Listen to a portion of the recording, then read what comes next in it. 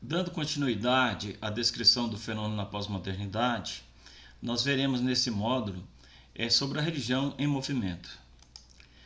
Religião em movimento refere-se ao deslocamento de fiéis ou crentes de uma igreja para outra ou até mesmo de uma religião para outra, né?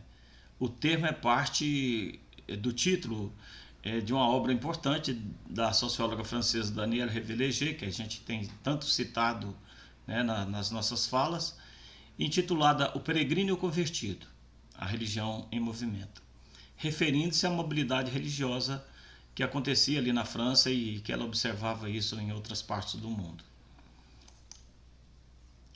Então, a experiência religiosa pós-moderna ela é caracterizada pela mobilidade religiosa, que é o processo em que os indivíduos se lançam a novas experiências religiosas em outras paragens, né? A busca de bens simbólicos de salvação. E isso se caracteriza pelo trânsito de uma religião a outra, né? E podendo ocorrer inclusive a troca de credo religioso ou de uma comunidade de fé, no caso, por exemplo, de um católico que vai lá para o meio protestante.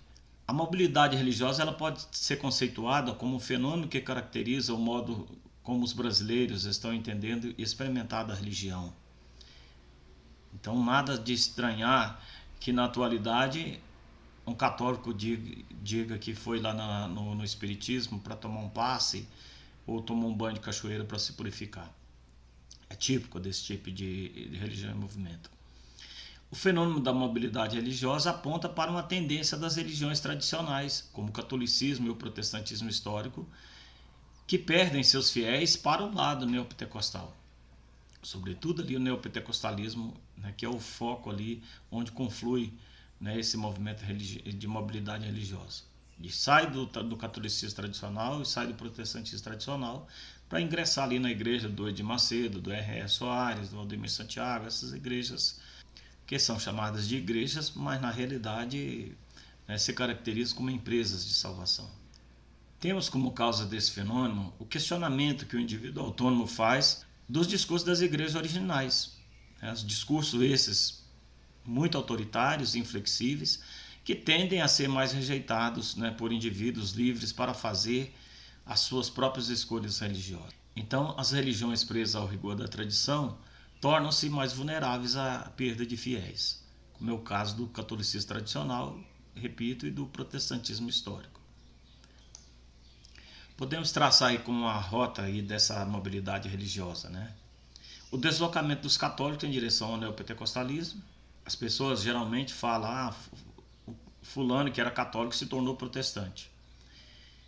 Lembro vocês que o termo protestante ele é genérico, ele vai abranger o protestantismo histórico e também o neopentecostalismo. Então, o mais correto seria o deslocamento dos católicos em direção ao neopentecostalismo, porque no protestantismo histórico eles não vão encontrar aquilo que é oferecido no neopentecostalismo. Também temos esse deslocamento aí do protestantismo histórico ao neopentecostalismo, ou seja, as igrejas protestantes tradicionais também perdem fiéis para o neopentecostalismo. E dentro do próprio neopentecostalismo acontece o deslocamento, o que levou Edir Macedo a mudar o foco de acusações, o foco de agressão, de briga por fiéis em relação à Igreja Católica, né, que antes ele falava mal da Igreja Católica para tirar os fiéis da Igreja Católica para a igreja dele. Agora mudou o foco dessa briga para o Valdemir Santiago. Por quê? Porque o próprio Edir Macedo estava perdendo fiéis para o Valdemir Santiago, que foi um dos fundadores da Igreja Universal do Reino de Deus, né, ao lado do próprio R.R. Soares. Então acontece esse deslocamento também de fiéis dentro do próprio neopentecostalismo, devido à concorrência religiosa. Ora, se a Igreja Mundial está oferecendo coisas mais interessantes do que o Edir Macedo, então o fiel não vacila, vai para lá. Ele é livre, né, para fazer esse trânsito religioso. E também acontece esse deslocamento das religiões afro-brasileiras para o neopentecostalismo. Lembrando a vocês que o candomblé, que era uma religião caracteristicamente africana, ou seja, de descendência africana, que tinha muitos negros, hoje ela se embranqueceu. Hoje o candomblé está se tornando uma religião de brancos. Por quê? Os negros que faziam parte daquela religião estão sendo viciados pelas igrejas neopentecostais, que acusam, botam na cabeça deles que aquelas religiões que eles fazem parte ali são religiões do demônio. Então, num processo de demonização da religião do outro, eles simplesmente pulverizam essas religiões. Ao ponto de hoje o candomblé está se esvaziando dos seus tradicionais membros, né? Ou seja, de uma religião de negros está se tornando uma religião de brancos. Está se embranquecendo exatamente por esse deslocamento dos negros, né, para o neopentecostalismo, que estão sendo levados pela propaganda do neopentecostalismo, ou seja, o proselitismo muito acirrado, que consiste em estabelecer uma verdadeira guerra contra as religiões afro-brasileiras. Há uma satanização dessas religiões, uma demonização, processo de demonização religiosa que leva as pessoas a largar o candomblé e a largar a umbanda e migrar para o neopentecostalismo. Então nós temos aí essas 4 modalidades aí da mobilidade religiosa, né? Numa rota que se estabelece, né, do catolicismo para o neopentecostalismo, do protestantismo histórico para o neopentecostalismo, do neopentecostalismo para o próprio neopentecostalismo, isso tudo dentro do cristianismo. E no âmbito já envolvendo outras religiões, temos o deslocamento das religiões afro-brasileiras para o neopentecostalismo. Principalmente elas. Isso não quer dizer que não ocorra também com as religiões indígenas. Claro que acontece assim. Quando essas igrejas neopentecostais vão para as tribos indígenas ali, acontecem as conversões, né? Que os indígenas abrem mão das suas próprias religiões e ingressam no neopentecostalismo. A mobilidade religiosa é denominada por Revé de religioso em movimento. Em sua obra O Peregrino Convertido, a autora cita 3 tipos que é considerado em linguagem weberiana, né, tipos ideais, que dão um colorido todo especial no campo religioso, na paisagem religiosa atual. Que tipos religiosos são esses? O praticante, né, que corresponde ao período de centralidade clerical, centralidade eclesiológica, né, e demarcação territorial de pertenças comunitárias, né. É responsável por manifestar na vida cotidiana o laço existente entre crença e pertença. Então é o praticante que vai definir. O fiel católico, eu sou católico, não abro mão de ser católico, não saio da minha religião, eu estou muito satisfeito na minha religião, nasci católico, vou morrer católico. Esse é o praticante. E constitui um arquétipo para o fiel religioso. Ou seja, ele passa a ser um modelo ali dentro da igreja a ser seguido por outras pessoas. Então, é a figura aferidora, né, que garante ali a participação religiosa. E define os traços típicos de uma sociabilidade religiosa paroquial. Ou seja, é típico do praticante formar ali pastorais, se inserir nas pastorais, trabalhar na igreja, se inserir ali nos movimentos da igreja. Já o peregrino, ele marca o trânsito de uma denominação para outra, ou seja, de uma confessionalidade a outra. É o fiel passeador, sedento de soluções para seus problemas e na busca de sentido da vida, ele vai sair à procura daquela religião que melhor dê uma resposta aos seus anseios. E ele vai se opor ao praticante no que se refere à identificação religiosa. Porque o praticante sempre vai dizer, eu sou católico ou eu sou protestante. Ele não vai se definir nenhuma coisa nem outra. Ele vai reivindicar para si, né, o imperativo de ele próprio produzir os seus significados, da sua própria existência, né, inclusive religiosa. Ele mesmo vai compor o seu próprio código de crenças religiosas ali, numa miscelânea, ali, numa mescla de crenças de uma e de outra religião ou de uma e de outra igreja. No caso do convertido, se a religião não transforma mais a sociedade, ela, no entanto, vai transformar as pessoas, os indivíduos. Então, a conversão cristaliza o empenho pessoal do indivíduo a uma reorganização global de sua própria vida, né, adaptando-se a novas formas de conduta e levando-o a se incorporar numa determinada comunidade. Então, o convertido é um indivíduo regenerado que testemunha o poder de transformação ligado às mensagens e promessas religiosas. Ou seja, vai ser levado pelas promessas religiosas, pelas ofertas de sentido ali que se dá para a vida das pessoas, né, que as próprias religiões dão. E refere-se à passagem voluntária ou por imposição de uma religião para outra. Então, Nós temos o convertido, nós temos muitos exemplos de convertidos ali nessas igrejas neopentecostais. Elas fazem questões de pegar aqueles cantores que é da vida mundana aí, que se converte, né? Para dar testemunho dessa conversão. Nós temos um importante trabalho, uma dissertação de mestrado que foi publicada, de Mariana Cortez, que ela é de Uberaba, e ela, estudando essa mobilidade religiosa, ela se depara com essa figura do convertido. E o livro dela é intitulado O Bandido que Virou Pregador. Né? Ou seja, é típico dessa conversão pessoas que antes estavam numa vida mundana e que se convertem e se tornam pregadores, se tornam pastores ali, e até mesmo fundam a igreja.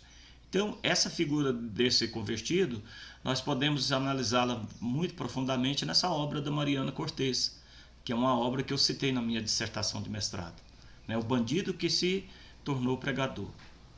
Então é típico das pessoas que saí lá do catolicismo, o catolicismo eu era assassino, eu matava, eu traficava drogas, eu fazia aquilo outro, e agora não, agora eu encontrei Jesus, eu me converti. É essa figura aí que nós estamos a nos referir. Só para vocês terem uma ideia desse tipo de convertido, na renovação carismática nós temos como exemplo um cantor, o Cosme, que ele era da facção Comando Vermelho e se converteu. E ele tem a música do Homenzinho Torto, que é muito engraçada, né? Que ele diz: havia um homenzinho torto, morava numa casinha torta. A sua vida era toda torta e seu caminho era todo torto. Mas um dia o homenzinho torto Jesus encontrou.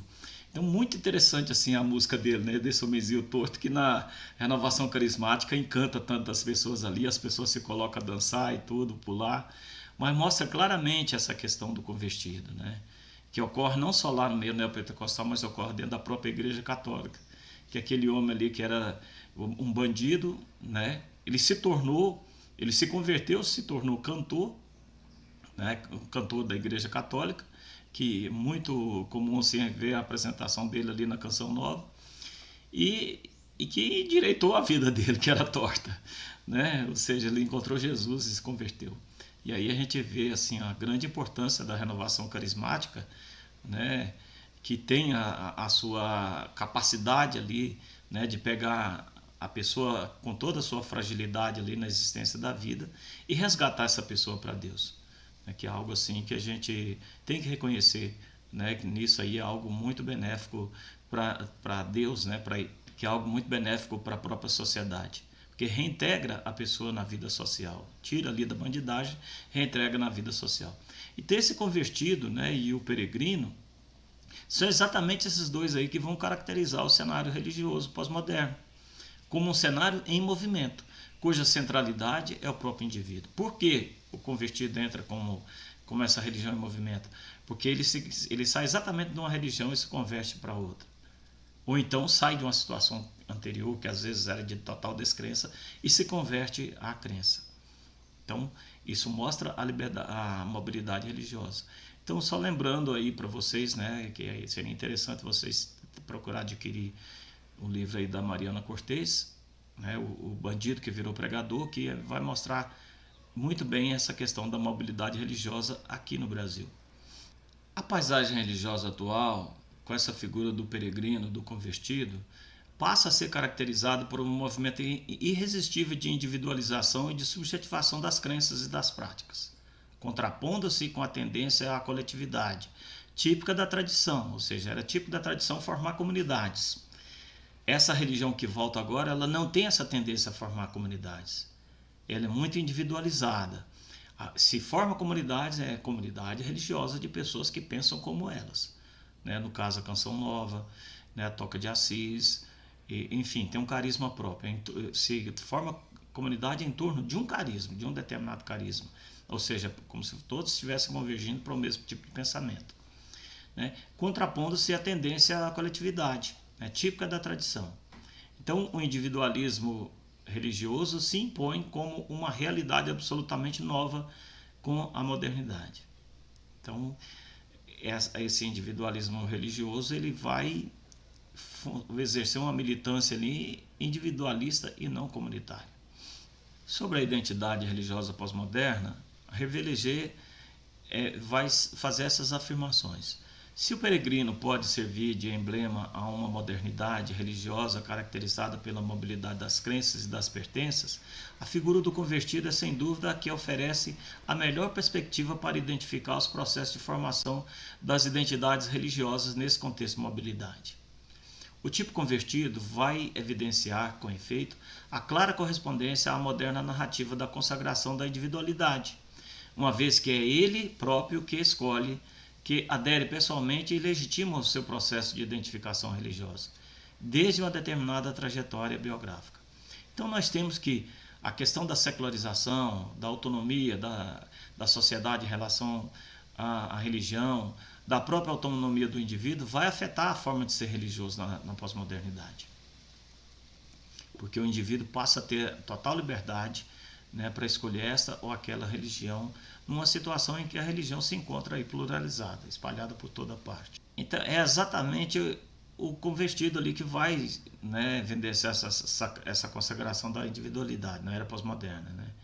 Pois como é autônomo em relação à religião, ele vai sentir-se livre para escolher esta ou aquela igreja ou religião e aderir pessoalmente a uma determinada confessionalidade, né, legitimando o seu processo de identificação religiosa desde uma determinada trajetória de vida, né, trajetória biográfica, ou seja, ele mesmo vai construir sua própria trajetória de vida.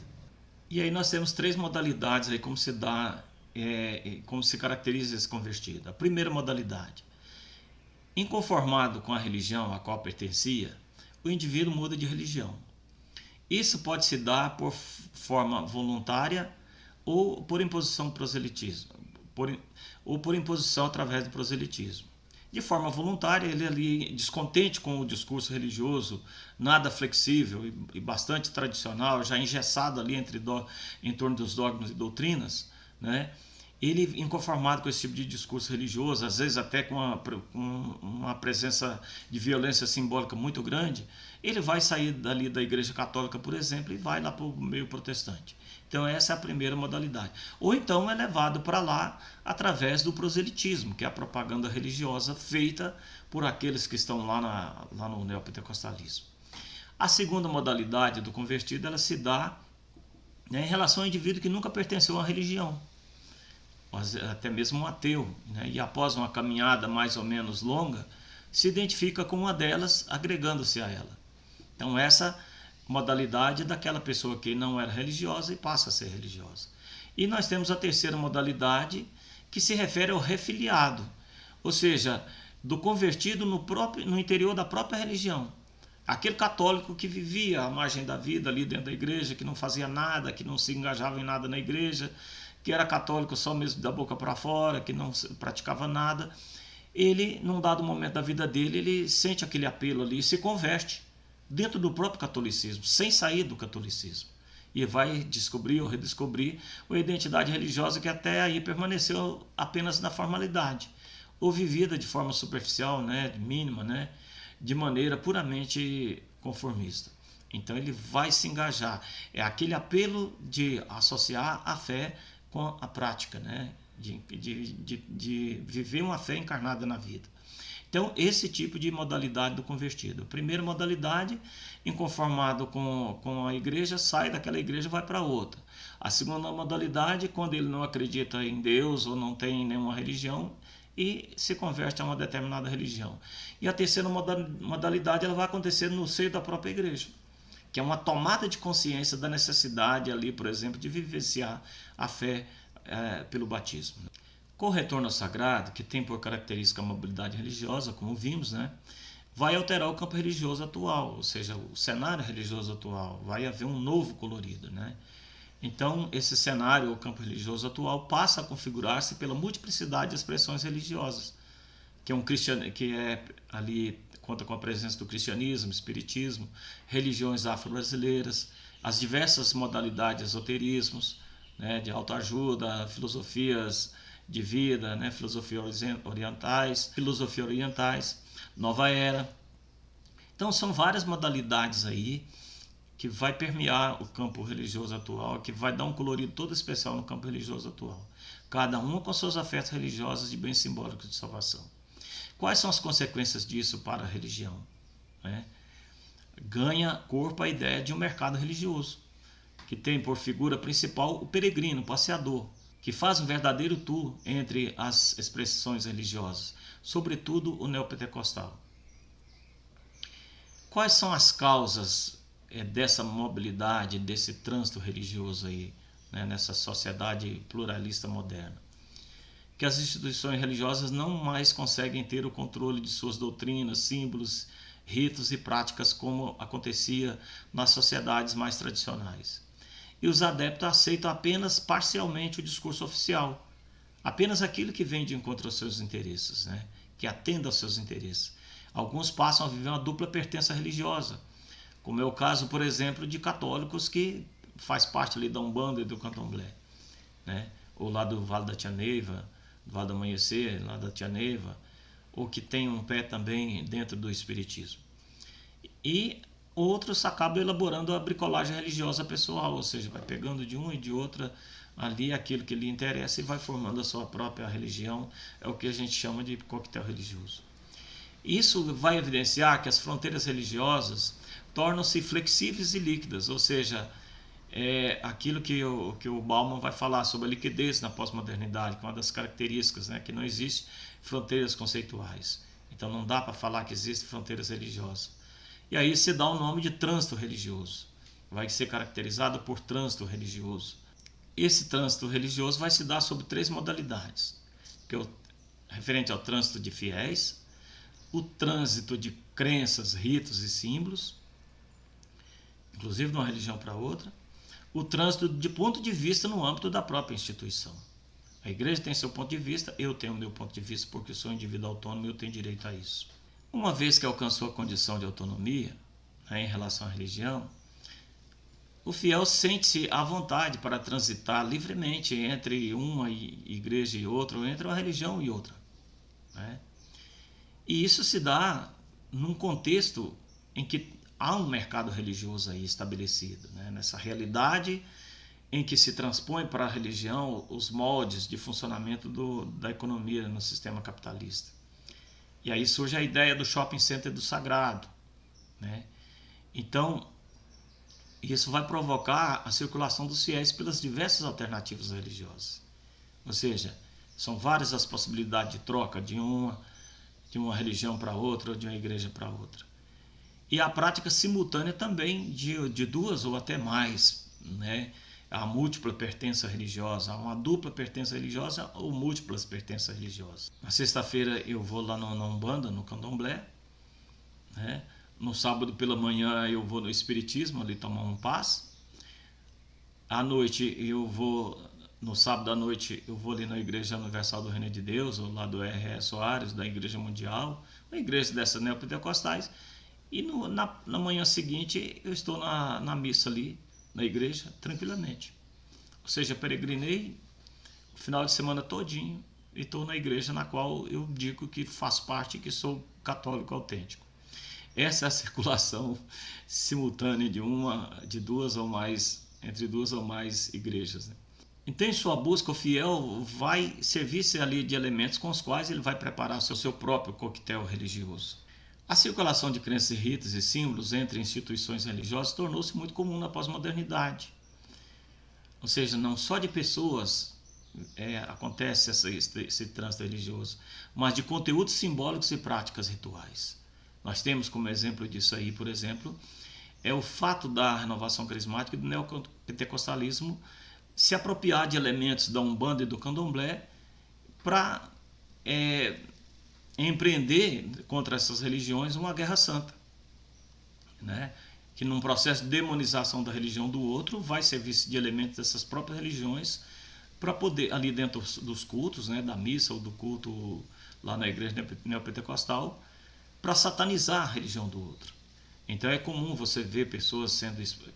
É comum você ver entidades ali da própria Umbanda, do Candomblé, sendo expulsas dentro da igreja católica, né? Ou seja, Tranca-Rua, Zé Pilintra, Maria Mulambo, né? Pombogira, são elementos ali que você se depara sendo expulso ali dentro da igreja católica ou no meio neopentecostal.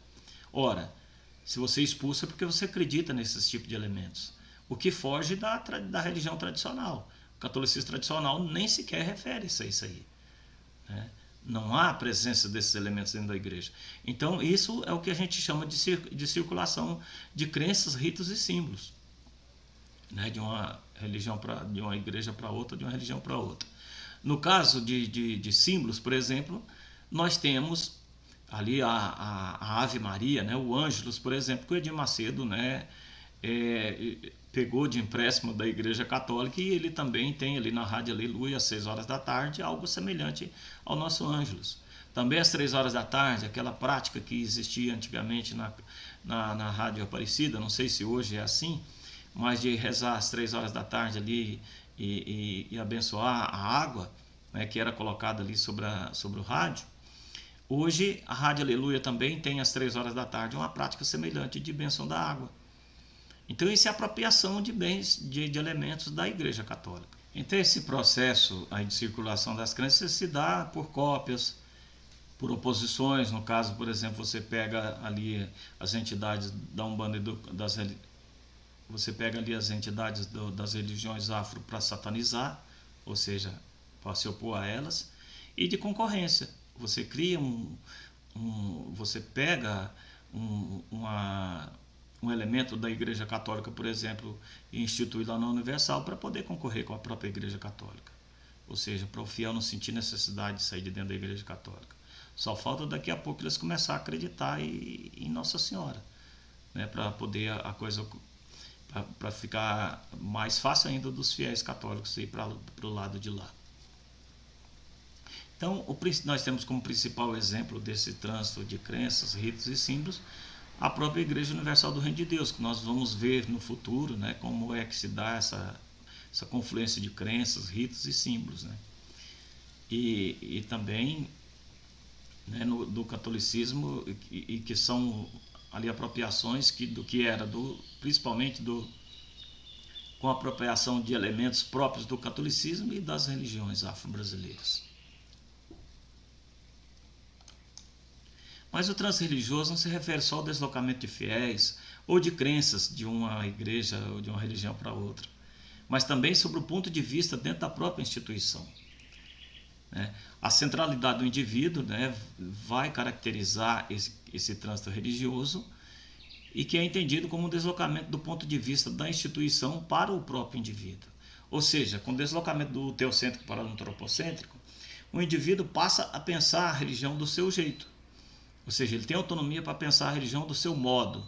Então, se a Igreja Católica exige isso, mas eu acredito dessa forma, então eu vou viver dessa forma. É aquilo que a gente chama de negociar com a fé, que é a capacidade que o indivíduo tem de negociar com a fé. Ou seja, ele vai deslocar o ponto de vista da igreja para seu próprio ponto de vista, né? Então vai haver uma inversão da primeira modalidade. Ou seja, se na primeira modalidade ali que o indivíduo muda de uma religião para outra, ou seja, verifica-se que os fiéis passam pelas religiões, né? Nessa terceira modalidade vai se verificar ali como as religiões passam pelos fiéis, né? Como é que o fiel faz a sua própria leitura da religião. Então a pergunta que se faz: como os indivíduos vivenciam a religião na vida cotidiana, considerando as múltiplas passagens de suas trajetórias? Então esse trânsito do ponto de vista da igreja para o fiel significa eu ser católico do meu jeito. A igreja exige desse jeito, mas eu tenho autonomia para ser do meu jeito. Então eu vou agir do meu jeito. Ou seja, a igreja pede para que eu faça isso, aquilo, aquilo outro. Porém, eu vejo que é mais viável fazer isso, isso, isso aqui.